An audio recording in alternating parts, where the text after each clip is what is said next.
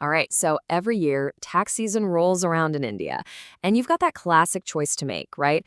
Do you go to your neighborhood CA? Do you tackle the government website yourself? Or do you use an app?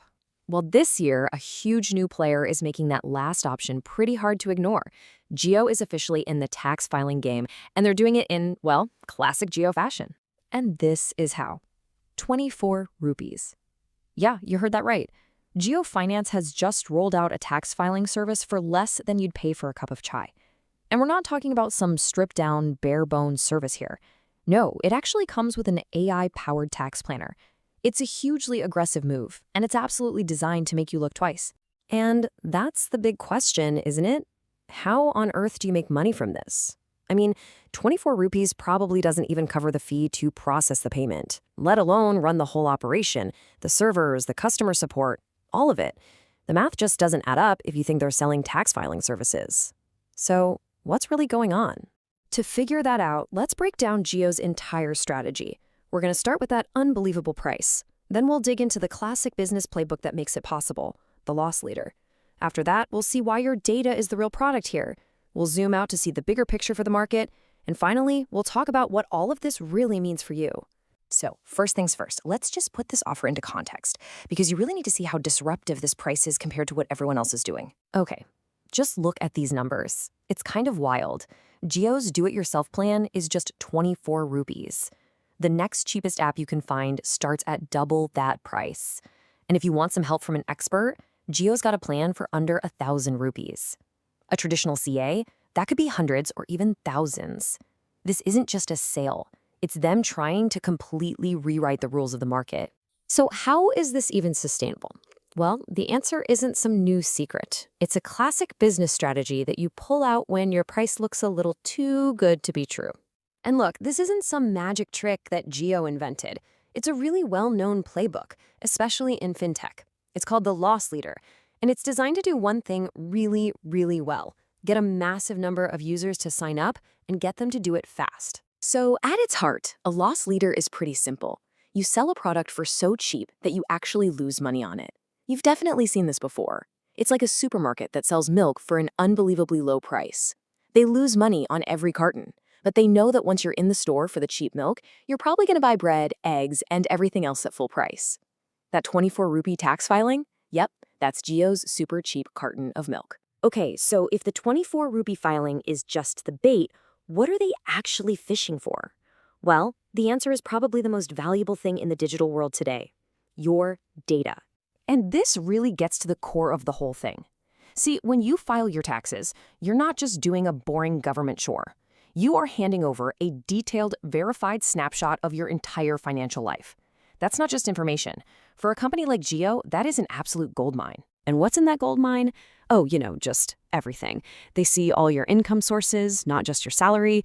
They can figure out your spending habits. They see how you invest your money, what you buy, how much risk you take. They know if you own property, and even what tax regime you're using. It's basically a complete financial X-ray of you. Now, this data isn't just going to sit on a server somewhere collecting dust. It becomes the fuel for a giant cross-selling engine. This kind of verified, personal data is the key that unlocks a much, much bigger and way more profitable business. So here's how the machine works. Step 1, get you in the door with that irresistible 24 rupee offer. Step 2, collect all that rich financial data from your return. Step 3, the AI planner crunches the numbers to build a profile and pinpoint your financial needs. And finally, step 4, cross-sell. They can start nudging you towards other Jio financial products, a loan from Jio Payments Bank, insurance, or mutual funds. And just like that, a 24 rupee transaction becomes a long-term revenue stream. Now, just think about the scale we're talking about here. It's staggering. Reliance already has nearly 500 million subscribers. The JioFinance app is already on millions of phones and growing. If they can convince even a tiny fraction of that huge base to file their taxes with them, the amount of financial data they'll get their hands on would be absolutely immense. So a move this big doesn't just happen in a bubble. It creates ripple effects across the entire market. And it brings up some big questions about your privacy. A lot of people are calling this a classic Reliance-style disruption. By dropping the price this low, they could kick off a massive price war, forcing all the other platforms to slash their prices just to compete. And the real risk here? The smaller companies, the startups, could get squeezed out entirely. And then you'd have all this sensitive tax data concentrated in the hands of just one or two massive corporations. And that leads right into the privacy issue. Now, India has a new data protection law, the DPDP Act. But here's the catch. It isn't fully in effect yet. The most important details, the specific rules, are still being worked out. That means right now, the legal guardrails around how companies can use your financial data for marketing, well, it's all still a bit of a gray area. And this whole situation is made even trickier because, honestly, most of us just aren't aware of our rights. A recent PwC study found that over half of consumers in India, a full 56%, don't know their rights when it comes to their own personal data. And we've all been there, right? You see a great deal, you want the service, and you just click agree on the terms and conditions without thinking twice. There's also a really fundamental shift happening in the kind of relationship we have with our financial advisors. Most people see their CA as a trusted confidant, someone who's supposed to act in their best interest. But with an app, the relationship is built on convenience. And that's where the line between good advice and a sales pitch can get really, really blurry. Is that recommendation really the best thing for you? Or is it just steering you toward one of the app's own products? So, with all that said, what's the bottom line? How should you actually navigate this new world of super cheap and sometimes free financial tech? Here is the single most important thing to take away from all this. In fintech, the price tag is almost never the full story. When a service is this cheap, that fee isn't the price of the product. It's the company's cost to acquire you as a customer. You're not really paying with money. You're paying with your attention, and more importantly, you're paying with your data. So here's a quick mental toolkit you can use.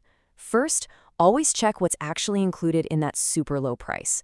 Second, take a second to understand how your data is going to be used. Third, keep your radar up for when helpful advice starts to sound more like a sales pitch. And finally, let's remember the upside. This kind of fierce competition is often great for us, the consumers. It can lead to cheaper and better services for everybody. Now, this whole explainer isn't meant to scare you off these apps. Not at all. A 24 rupee tax filing, if your return is simple, is a fantastic deal. The goal here is just to make sure you go in with your eyes wide open so you can be an aware consumer and make the choice that's truly best for you. So, as you get ready to file your taxes this year, maybe just ask yourself this one question. Is this just a simple, boring chore you need to get done? Or is this the start of a very long marketing journey with you as the main event? The choice, as always, is yours.